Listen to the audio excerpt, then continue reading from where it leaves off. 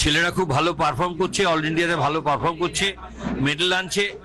দুঃখ একটাই, আমরা পারফর্ম করছি কিন্তু এখনো বেঙ্গল অলিম্পিক অ্যাসোসিয়েশন আমাদেরকে স্বীকৃতি দেয়নি। বাংলার ক্রীড়া মহলে ফের সাফল্যের জয় জয়কার। আন্তর্জাতিক মঞ্চে দেশের নাম উজ্জ্বল করা রাজা দাস এবং 26 জন জাতীয় পদকজয়ী পেঞ্চাক সিলাত খেলোয়াড়দের সংবর্ধনা দিল পেঞ্চাক সিলাত স্পোর্টস অ্যাসোসিয়েশন। সংস্থার সভাপতি তপন ঘোষের নেতৃত্বে ঐকান্তিক প্রচেষ্টায় এই সংবর্ধনার সভার আয়োজন করা হয়। এদিনের অনুষ্ঠানে প্রধান অতিথি হিসেবে উপস্থিত থেকে খেলোয়াড়দের হাতে সম্মাননা তুলে দেন অলিম্পিক স্বর্ণপদক জয়ী কিংবদন্তি হকি তারকা গুরবক্স সিংজি। এছাড়াও বিশেষ অতিথি স্বরূপ উপস্থিত ছিলেন অর্জুন পুরস্কার প্রাপ্ত ফুটবলার শান্তি মল্লিক এবং প্রখ্যাত ফুটবলার কোচ শ্রী মৃদুল বন্দ্যোপাধ্যায় সহ বিশিষ্টজনেরা। সংস্থার সভাপতি তপন ঘোষ জানান, পেঞ্চাক সিলাত মার্শাল আর্টসের একটি অত্যন্ত সম্ভাবনাময় শাখা। রাজা দাস এবং আমাদের 26 জন জাতীয় পদকজয়ীর এই কঠোর পরিশ্রম বাংলার ক্রীড়া মানচিত্রে এক নতুন অধ্যায়ের সূচনা করেছে। আমাদের সংস্থা হচ্ছে Pencak Silat sports association Bengal. Pencak Silat একটা মার্শাল আর্ট খেলা, সেই খেলাটা এই বছর 10 বছরে পা দিল।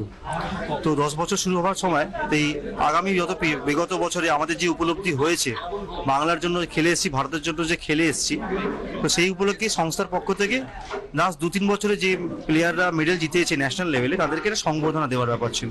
তো যেহেতু এই বছরেই আমাদের আরো বেশি উপলব্ধি হয়েছে, খেলো ইন্ডিয়া বিচ গেম খেলতে গেছিলাম আমরা, তো সেখানে বাংলার প্রথম ছেলে হয়ে প্রথম সোনা জয়ী।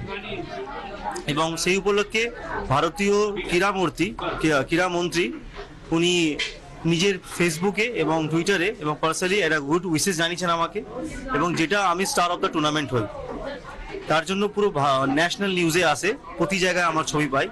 তো সেক্ষেত্রে যেহেতু কন্টিনিউ 10 বছর ধরে খেলছি এবং 10 বছরই 10 বার মেডেল দিয়ে গেছি বাংলাকে, ন্যাশনাল কখনো গোল্ড কখনো সিলভার, ন্যাশনাল গেমসে সিলভার জিতেছি। তো সেই ক্ষেত্রে সংস্থার পক্ষ থেকে কিছু একটা সাম্মানিক হিসাবে একটা টাকার চেক, টি শার্টস, এত আপনাদের সামনে এত উপহার, এবং আমার পেছনে যত জুনিয়ররা আছে 26 থেকে 27 জন, ওই সব জুনিয়রকে একটা করে টি শার্টস এবং উপহার দেওয়া হয়েছে। এবং সেই উপলক্ষে আমাদের প্রধান অতিথি ছিলেন শ্রী গুরবক্স সিংজি, তিনি অলিম্পিক গোল্ড মেডেলিস্ট। তার পরিচয় করে দেওয়ার আমার দরকার নেই, সবাই চেনেন। এবং তাতে শান্তি মল্লিক ম্যাডাম, আমাদের জয়েন্ট সেক্রেটারি সমর্পিতা ম্যাডাম, বিশ্বরূপ দা বেঙ্গল অলিম্পিকের ভাইস প্রেসিডেন্ট। এবং এই পুরো উদ্যোগটা যিনি নিয়েছেন, তিনি হচ্ছেন আমাদের তপন ঘোষ স্যার, উনি প্রেসিডেন্ট অফ দি অ্যাসোসিয়েশন। ওনার এই উদ্যোগে এইটা শুরু হয়েছে, এবং আমাদের ওনার এটা স্বপ্ন হচ্ছে এটা আস্তে করে ছোট করে শুরু হয়েছে, এটা বড় জায়গায় গিয়ে পৌঁছাক সবার সহযোগিতায়, যেখানে আপনাদের সহযোগিতাও কাম্য। বলার কিছু নেই, শূন্য থেকে শুরু। আমি আশাবাদী, ছেলেরা খুব ভালো পারফর্ম করছে, অল ইন্ডিয়াতে ভালো পারফর্ম করছে, মেডেল আনছে। দুঃখ একটাই, আমরা পারফর্ম করছি কিন্তু এখনো বেঙ্গল অলিম্পিক অ্যাসোসিয়েশন আমাদেরকে স্বীকৃতি দেয়নি। অথচ দেখছি যে সমস্ত খেলার অস্তিত্ব নেই, তারা বেঙ্গল অলিম্পিক অ্যাসোসিয়েশনের মেম্বার হয়ে রয়েছে। সবাই তা নয়, কিন্তু আমার কথা যে তারা থাকুক, কিন্তু আমরা তো পারফর্ম করছি, আমরা তো মেডেল এনে দিচ্ছি, আমরা তো বাংলার হয়ে খেলছি আমার ছেলে মেয়েরা। তাহলে আমাদেরকে অন্তত একটা তো স্বীকৃতি দেওয়া উচিত, এইটুকুই অ্যাপিল। আর একটা হচ্ছে যে চিফ মিনিস্টার ডিক্লেয়ার করেছিলেন যে উনি চাকরির ব্যবস্থা করে দিচ্ছেন, এতদিনও হয়নি। গত বছর সন্তোষ ট্রফি যারা পেল তাদের চাকরি হয়ে গেল, কিন্তু রাজার চাকরি আজও হলো না। তবে হ্যাঁ, খুব বরফ গলেছে, রাজার পুলিশ ভেরিফিকেশন হয়েছে। আশা করছি মাসখানেকের মধ্যে হয়তো রাজার চাকরিটা হয়ে যাবে। এবং সব থেকে বড় কথা যে ভারত সরকার কিন্তু তার সমস্ত সরকারি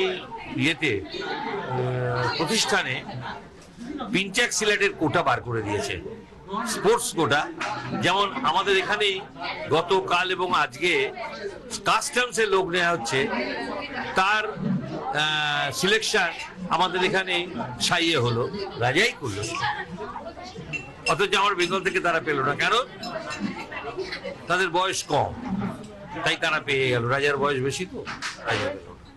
কিন্তু রাজা is the most deserving candidate. এবার চলুন। Bureau report, channel 10।